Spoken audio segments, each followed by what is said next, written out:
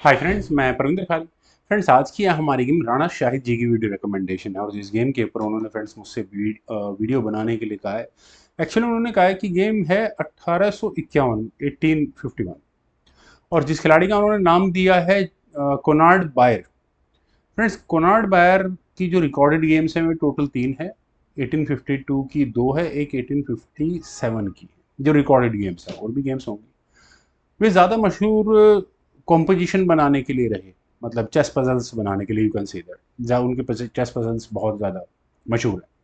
तो चलिए, मैं जो गेम सेलेक्ट की है फ्रेंड्स वो 1852 वाली है, जो कोनार्ड बेयर ने एर्नेस्ट फॉल्क बियर के साथ खेली थी।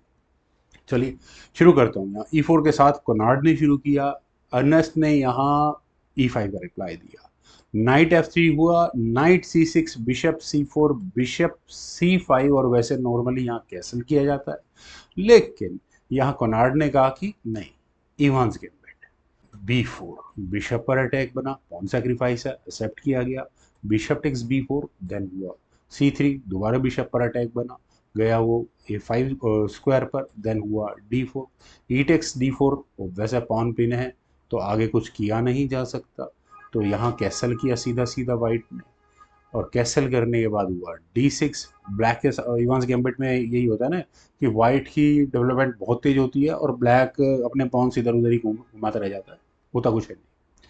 खैर, क्वीन I B3 स्क्वायर पर और डायरेक्टली F7 पॉन पर अटैक है, तो क्वीन F6 बिल्कुल डिफेंस करना भी जरूरी है। उसके बाद खेला गया C टेक्स D4, तो ठीक है। बिशप आया B6 स्क्वायर पर, वैसे तो मेरे ख्याल से बिशप डेवलपमेंट ज़्यादा क्या वर्क करेगा ये। E5 पॉन आगे पुश किएगा। डी टेक C5 होने के बाद जब डी टेक C5 वाइट ने किया तो नाइट टेक C5 नहीं हो सकता, क्योंकि पहले यही नाइट यहाँ पर पिन होगा। खैर, यहाँ खेला गया क्वीन B6।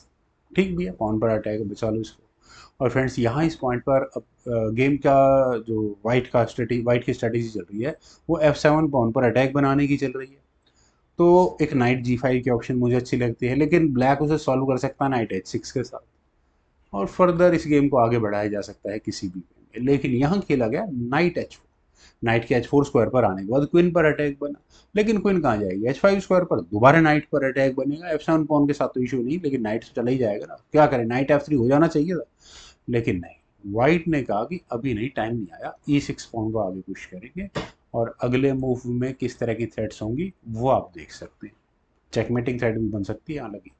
खैर, एफ टेक C5 करना पड़ा, और क्या अब वापस नाइट को ले आए, नहीं कर, बाद में देखेंगे, पहले करो यहाँ पर बिशप टेक C6। तो बिशप टेक C6 चलिए, फिर क्वीन टेक C6 चेक हुआ और नाइट आ गया E7 स्क्वायर पर। और अगर हम बात करें ब्लैक के, तो क्लियर दिख रहा है कि यहाँ पर ब्लैक कम से कम कैसल नहीं कर पाएगा।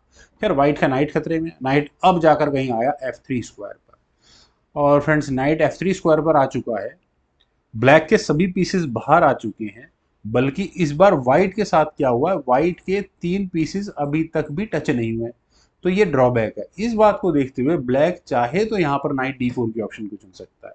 यहाँ पर क्वीन पर अटैक बनेगा, आप कहेंगे कि यार नाइट से ही नाइट ले लिया जाएगा, बिल्कुल ले लिया जाएगा, लेकिन बिशप ऐसे स्क्वायर पर आकर बैठ जाएगा जो यहाँ रुक को बचाने नहीं देने वाला है। तो क्या करेंगे, क्वीन को हटाएंगे, तो उसके बाद होगा knight takes F3 check, queen takes F3 या जी टेक्स F3, और ब्लैक आराम से कैसल कर लेगा, और वाइट की पोजीशन पूरी तरह से यहाँ पर एक्सपोज्ड होगी। यहाँ ये मूव ब्लैक ने नहीं चला, उन्होंने अपने रुक को लिया F8 स्क्वायर पर।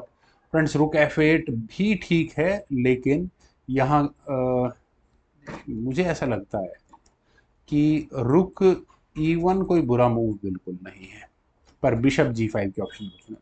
Friends, bishop G5 checkmating threat नहीं है, क्योंकि नाइट का डिफेंस नाइट के ऊपर है, कोई प्रॉब्लम नहीं है, बल्कि एक simple strategy, removing the defender, night को एलिमिनेट करो, बिशप को लो, वही खेला भी गया। रुक टेक्स F3 किया गया।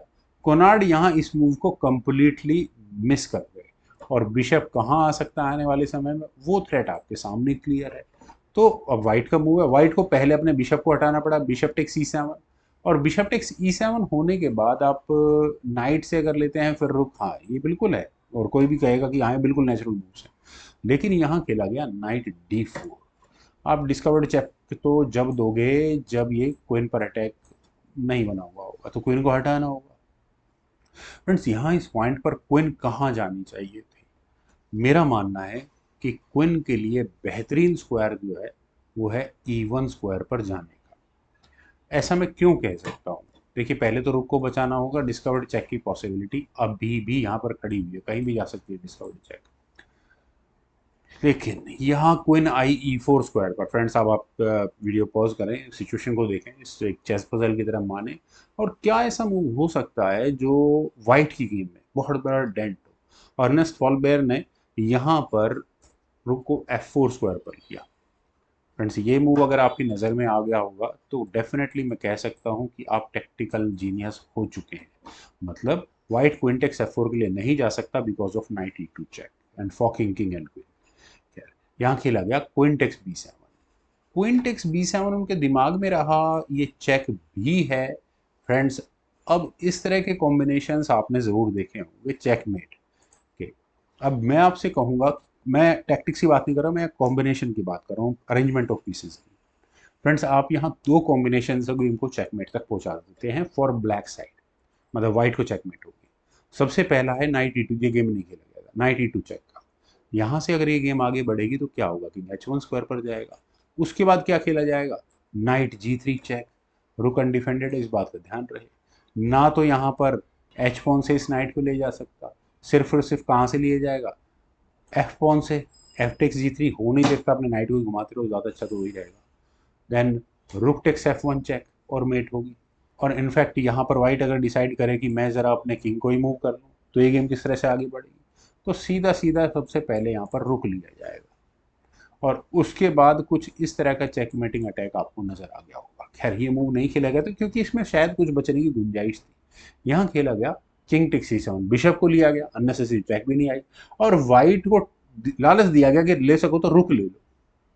तो फ्रेंड्स और कोई इलाज था क्या वाइट के पास? नाइट C3 एक पॉसिबिलिटी है। क्यों पॉसिबिलिटी है? क्योंकि सबसे डेंजरस ये E2 स्क्वायर पर जो ब्लैक का नाइट आ रहा है चेक देने के लिए, उससे बचना बहुत ज़रूरी है। और अगर यहाँ ऐसा होता तो शायद कुछ होता है बचने का हिसाब किताब, बाकी बचना है नहीं गेम में। खैर फ्रेंड्स यहाँ पर खेला गया क्वीन टेक्स A8। यहाँ पर कोनार्ड बेयर वाइट के उस लालच में आ गए, फ्री रुक के लालच में। लेकिन अब जरूरत नहीं है, अब तो गेम स्टेज सेट है। जो मैं सेकंड टैक्टिक्स बता रहा था कि दो तरह की टैक्टिक्स यहाँ और दो तरह के कॉम्बिनेशन यहाँ लग रहे हैं इस गेम को चेकमेट तक पहुंचाने के। नाइट E2 चेक यहाँ खेला गया, किंग H1, और फ्रेंड्स आपको रुक की पोजीशन नजर आ गई होगी, तो क्वीन सेक्रीफाइस जस्टिफाई होता है। नाइट क्या कर रहा है ये भी आपको नजर आ गया होगा। क्वीन टेक्स H2 चेक यहाँ खेला गया, किंग टेक्स H2 होने के बाद रुक H4 चेक, और ये मेट हुई। फ्रेंड्स बहुत कम इस तरह के कॉपी बुक स्टाइल चेकमेट्स आपको देखने को मिलेंगे जो यहाँ पर आपको नजर आई होगी। उम्मीद है आपको फ्रेंड्स ये गेम जरूर पसंद आई होगी। वीडियो को लाइक शेयर, यूट्यूब चैनल को सब्सक्राइब प्लीज जरूर करें। आपके कमेंट्स का मुझे बेहद इंतजार रहेगा। Thank you for watching and bye for now.